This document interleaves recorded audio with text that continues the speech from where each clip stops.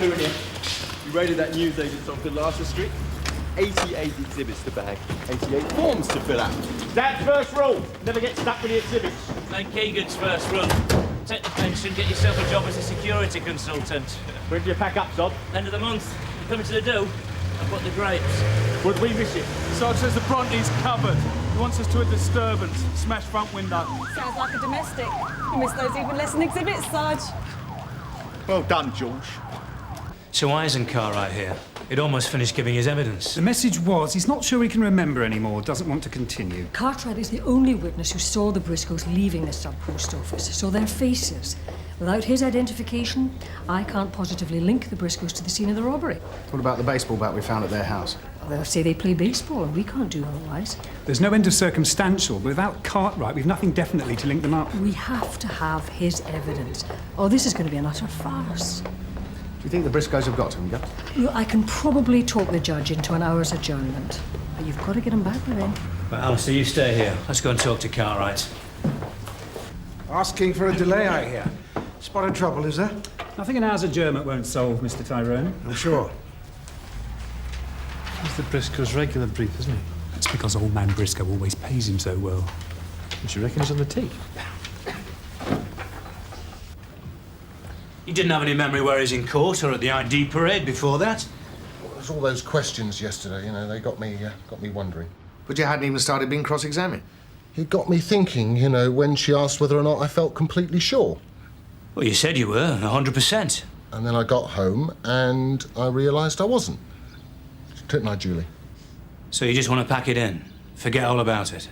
Well, I've got to if I can't be sure, haven't I? Otherwise it's perjury. So what happened here? Nothing, just a row. About this? You better tell them, Bernie. Julie... This came this morning. Through the window. What is this? I thought we were down for the demonstration this weekend. No overtime for us on here. I can read, Rich. The point is we were promised the next demonstration after Barton Street got it the last time. No such thing as a promise when it comes to overtime. Right, where's George?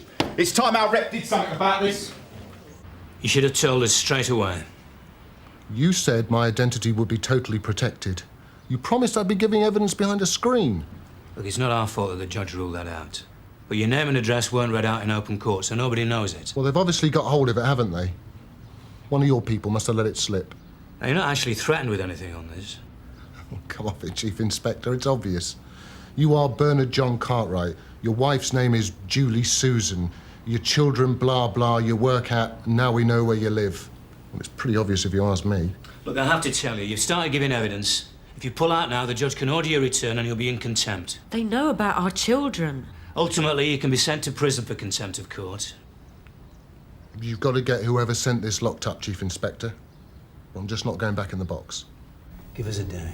We can talk him back round. I am not enjoying this. This is a very serious matter. What do you want me to do about it, Mrs. Unwin? Well, I am assured by Chief Inspector Meadows that there's every prospect of the witness continuing his evidence tomorrow. Have you other witnesses you could call in the meantime? Well, in the light of my witness being part heard, I would request a day's adjournment. Very well. I'll adjourn the court for the rest of the day so the police can continue their inquiries. All rise. He'd better be back tomorrow. You will. So, what's wrong with your witness then? Terminal amnesia, maybe? Don't think I don't know who's behind all this. I'm sorry. I know what you're up to, and I'm not going to let it happen. I won't hold me breath. We were expecting trouble, which is why we arranged witness anonymity. This was delivered to our witness in the Briscoe case this morning. I'd like proof by the end of the day that Briscoe Sr. sent it and have him in a cell downstairs. How do you get the name? Well, I'd like you and Chris to find out if Cartwright told anybody. Could always be the CPS. Yeah, Danny, you check through our files, see if there've been any slip-ups. It's a CPS, crime support group, barrister's chambers. Have a word with the clerk there, see if anybody's been nosing around. Okay. Alistair, let's you and me have a word with Briscoe. I don't see why he should get left out of things. We haven't even told the children. They don't know anything about it. How about the shop where you work? Did you tell anyone there? Of course not. The day you came in for the identity parade, did you tell anyone at work? This is right out of order. We haven't told anyone. Someone your end must have fouled up. We're looking into that as well, Mr. Cartwright. Let's go back to the day of the robbery. Did you tell anyone about it? You're sure? Why should I threaten anybody? My boys didn't do that robbery. Last time they were prosecuted, threats were made, and the trial collapsed. Nothing was proved against none of us. How long is this going on for, Chief Inspector? My client's been very helpful. Not a single no-comment answer. Perverting the course of justice is a very serious crime. But Mr. Briscoe knows nothing about this. He's never even been charged with such a crime. I can't really see how any more questions you can usefully ask us. Interview terminated 12:32. Thanks for your time, Mr. Briscoe. You're free to go. So you left the house at the usual time, usual clothes? No one would have noticed anything different. How'd you get to the court? I drove him. You drove him to the court? Yeah. In your own car? Well, yes. So anyone could have seen your number plate? So? Do you think they got a contact to the DBLC? The public always deal with Swansea by letter. They couldn't have done it in time. But if you've got access to the PNC... That's exactly where you'd start to get these details. Once you've got the registered keeper's name and address, the rest would take half an hour. So what are you saying? They could trace your name from your number plate. I'll go back and do a trace inquiry in the PNC. See if anyone's checked it. I've never done a trace inquiry before. You know how to do it? Of course. Right, the index is H335 VCY. Okay, hang on. Yeah, that index was checked yesterday. Okay, run me another trace inquiry on the registered keeper. Bernard John Cartwright.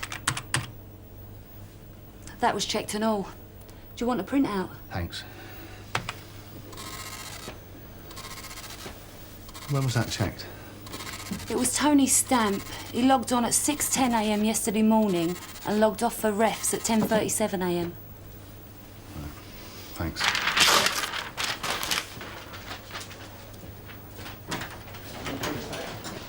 What on earth was Tony Stamp doing checking on one of our witnesses? I'm sure he's got a perfectly good explanation. Well, he better have. We've been protecting the identity of that witness for months. Mrs. Cartwright probably went through a red light yesterday.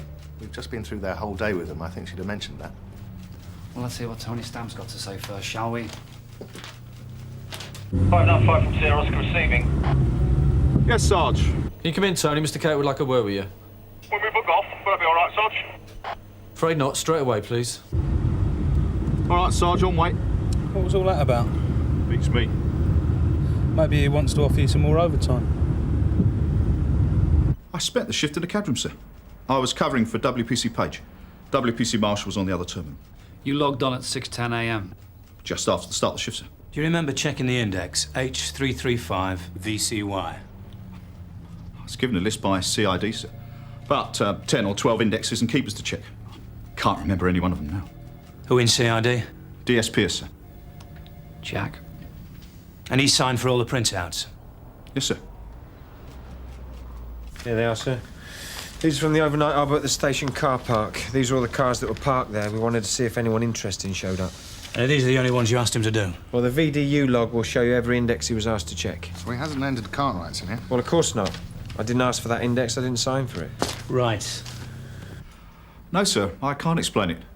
The only indexes I checked were the ones given to me by DS Pearce. Well, Cartwright's index isn't on this list. You didn't enter it into the VDU log? I don't know, sir. But you did check it? I don't remember doing so, sir. It was checked when you were logged into the PNC. I have to take your word for that, sir. I can't explain it. Right, Tony. Go and get something to eat. Sir. Don't leave the station.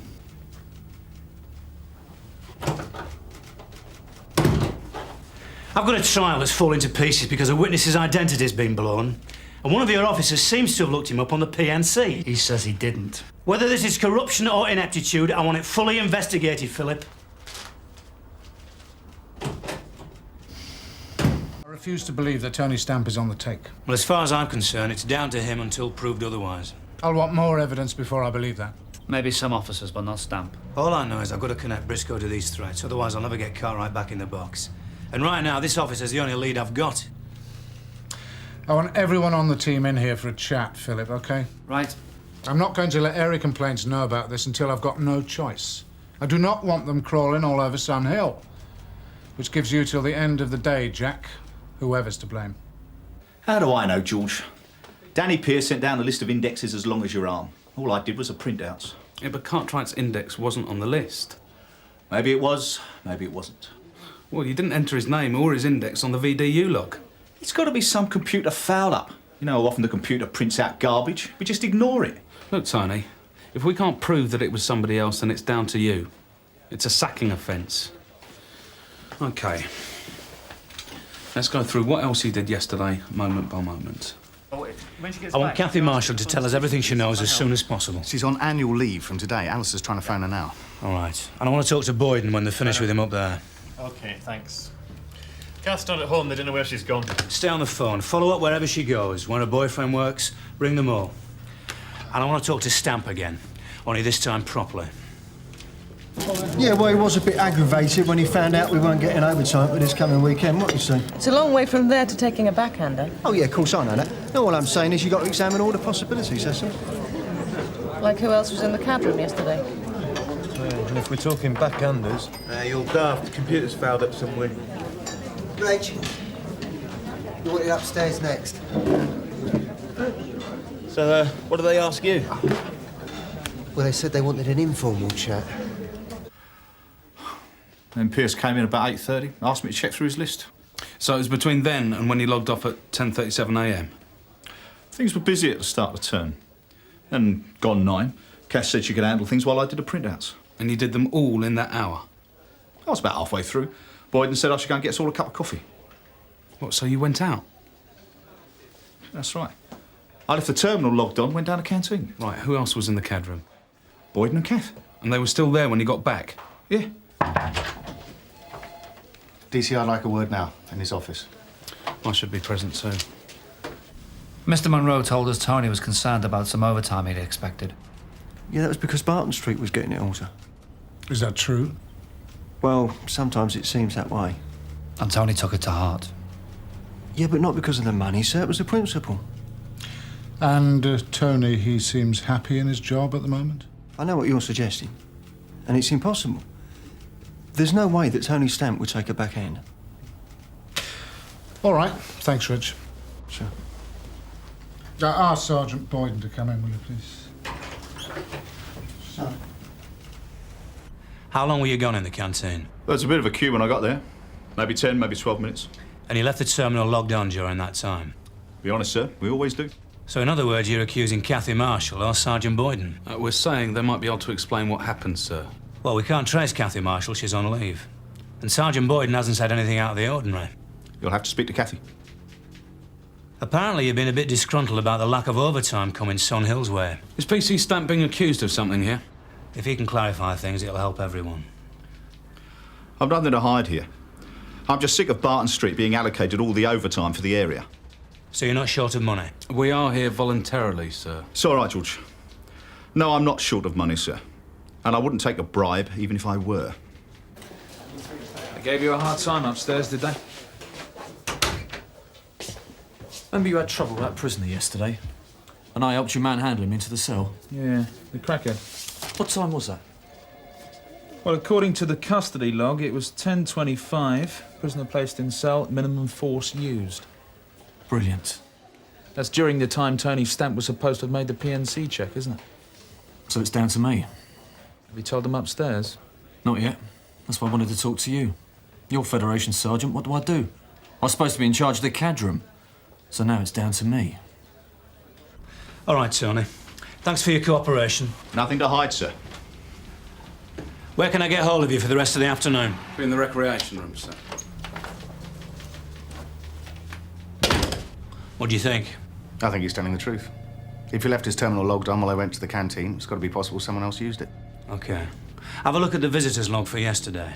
Anyone who came into the station, check them out. What room they went in, whether they accompanied the whole time they were here. OK. But first get Boyden in, will you? Right. And has anybody found Kathy yet? Not yet. I came in here to give you that note, saw you having trouble with the prisoner and joined in. Yeah, well, it couldn't have been longer than 2 or 3 minutes. Long enough. Tony Stamp's being hung out to dry on this one. If you can help him, then you've got to. Even if it means you being reprimanded. course I'm going to. Do you want me with you? From the Federation? No, I can hack it. Could you get her, please? I think I found her. Cathy? Alistair Gregg. Yeah, I know. Listen, we need you down at Sun Hill. It's an internal inquiry. No, look, have you got your card down there, will you? No, it's okay, we'll send one down. Listen, you just stay there and we'll pick you up. I'll explain on the way, okay? Right, ta-da. She's at the sports club on Gatley Road. I'll bring her in. Originally, I went to the custody suite to give Sergeant Steele a message. So how long do you think you were out of the CAD room? Well, I didn't mean to be gone more than 10 seconds, then all hell broke loose. How long, Sergeant? 3, 4 minutes maximum. The prisoner proved hard to handle, sir. He was on something. So Cathy Marshall was in the CAD room all the time you were absent? I've no reason to presume otherwise, sir. So why on earth didn't you tell us this at the beginning? Because I didn't want to confuse things, sir. If it wasn't relevant. Excuse me, sir. I've got Cathy Marshall waiting in your office, sir. Sergeant Boyden suggested a tea round, so Tony said he'd go and get him in. He wasn't handling traffic anyway. He was logged into the PNC doing indexes. So PC Stan went to the canteen. Can you remember what happened while he was gone?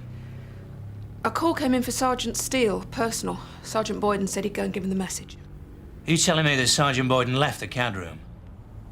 Sir? Is that normal for our CAD room sergeants to drift in and out like that? You better go on. Oh, suddenly it got busy. There was an urgent assist on the Jasmine Allen at the same time as an RTA on the dual carriageway. You handled it all? Yeah. I just remember noticing Sergeant Keegan over my shoulder.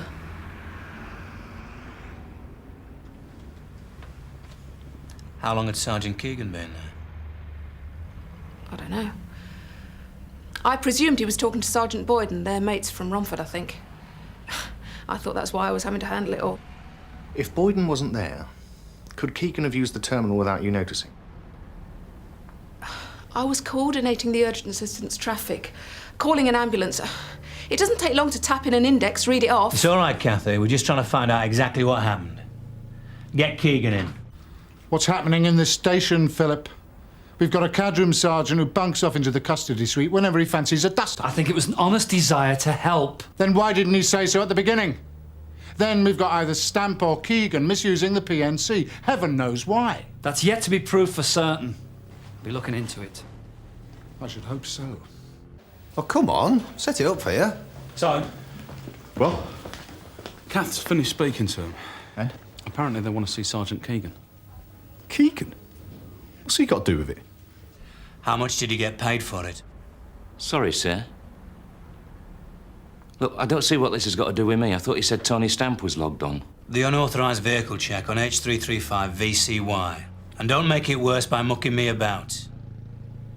All right. But I didn't do it for money. So tell me about it. My neighbour. This bloke keeps blocking his drive, parks his car there, walks to the station.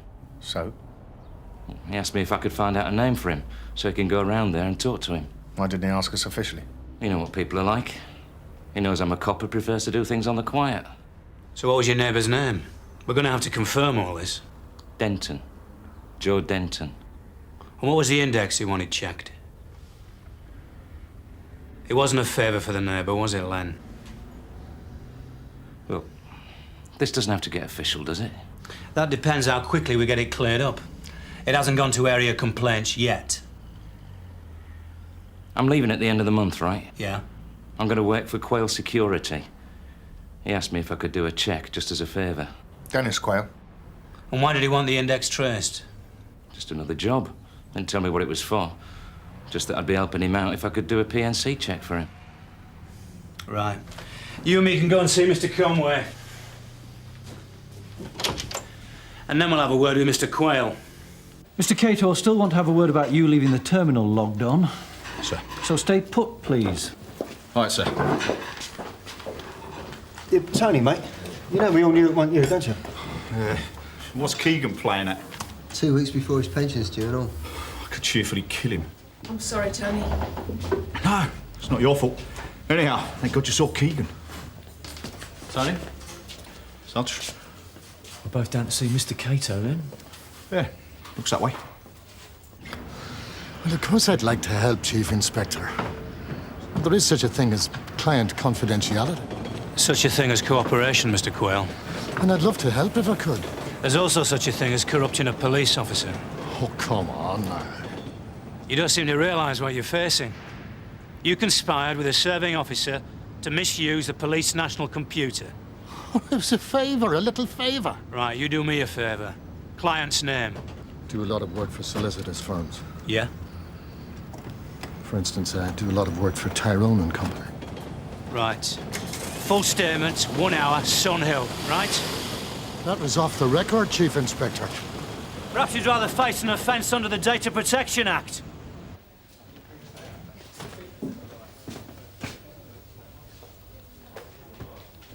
Tony, yeah.